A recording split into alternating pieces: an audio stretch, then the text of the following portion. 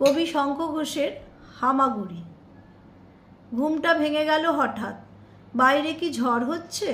দাপাদাপি করছে জানলার পাল্লা দুটো, মাঝে মাঝে বিজলি ঝলকাচ্ছে।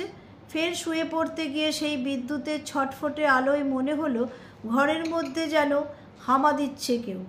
কে ওখানে? কে? হামা কোনো শব্দই করে না। উঠে আসি কাছে, আবারও জিজ্ঞাসা করি, কে আপনি? কি চান? সে তবু নিশ্চুপ থেকে একোণে ওকোণে ঘুরছে, মাথা তুলছে না, কিছুতেই চোখে চোখ নয়।